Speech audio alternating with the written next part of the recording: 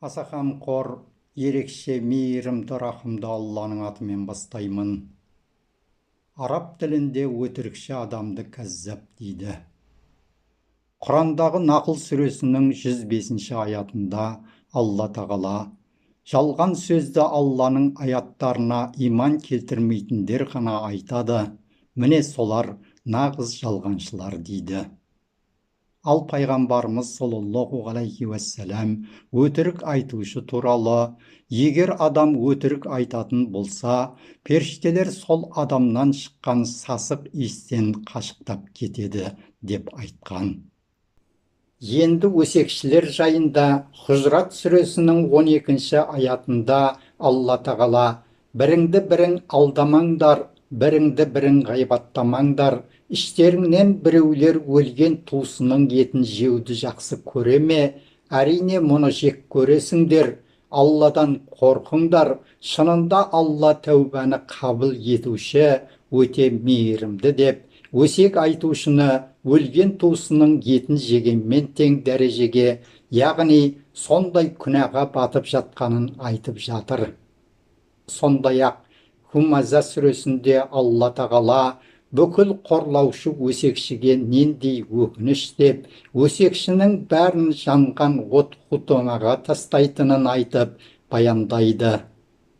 Сол сияқты өсекшілер жайында пайғамбар саллаллаху алейхи уассалам: сендердің араларыңдағы Алла тағалаға ең жек көрініштілерің өсек таратып, адамдар арасына іріткі салып, алауыздыққа апаратындарың деген.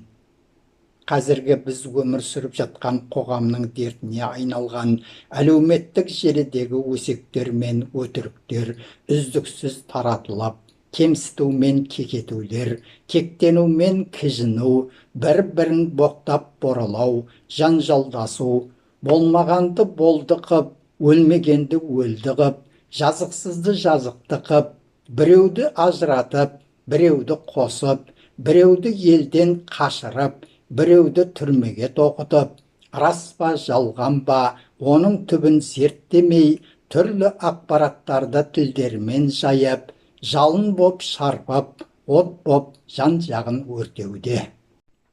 Бұл нәрсе түбі Алланың азабына апармасына кім кепіл? Тілім бар деп сөйлей берсе, улы зәрін елге шаша берсе, соңы не болмақ? Әй, білмеймін бұл нәрсенің бізді қайда жеткізетінін. Өтірік өрге баспайды десе де, сол өтірікті қоспай сөйлемейтін болған. Жүсіп баласағұни бабамыз жақсылардың сөзін өсекшілер бұзады дейді. Арасында сол желілерде жақсылардың жақсы айтқан сөздерінде бұрмалап, мінеп сынап, жала жауып, қарсы сөздер айтып, қарсыласып, аузына не түссе соны айтып, гіж-гіж қайнап жатқандар қаншама. Олар бар болғаны бұл күнде сөйлеп жатқан тіліне сенеді. Сондай-ақ қарамағына жинап жатқан тыңдаушыларына сенеді. Бірақ ертең Алланың алдында ретсіз сөйлеген тілде, мұны тыңдаушылары да куәлікке шығады. Олар ойлансын, осылай кете бермей тәубаға келсін. Күнәға күнәні жамамасын. Себебі ертең тұтылатын күн бар. Ол күн өте қорқынышты күн. Бір ауыз сөздің есебін бермей, ары қарай жылжу мүмкін емес күн. Осыны ойлансын. Қазақ атам балтамған өтіріктен қан тамған шындық артық дейді. Жүрген жерде өтірікпен өсектің, жаланың балын тамызып, елді арбағаннан, ащы да болса шындықты, ақиқатты бұлтармай айтқан тіл артық. Мұндай қасиет бізге ата-баба, ата-анадан дарған. Ол қасиет ата-бабамызға пайғамбар саллаллаху алейхи уассаламнан жеткен. Осыдан келеді де халық: бас кеспек болса да тіл кеспек жоқ деп, шындықты басшы алдында жалтармай айтып, ақиқатты бірлікті, бауырмалдықпен өсіп-өнуді көксеген, шындық үшін басын бәйгеге тіккен, Аллаға тәуекел еткен пендені мысал етеді. Өтірік өрге баспайды, сондай-ақ өтірікші мен өсекші егіз. Екеуі де жүректерді қарайтып сананы улайды. Екеуінде де жақсылық жоқ. Бұл екеуінде Алла сүймейді. Өтірікші мен өсекші сайтанның сапындағылар.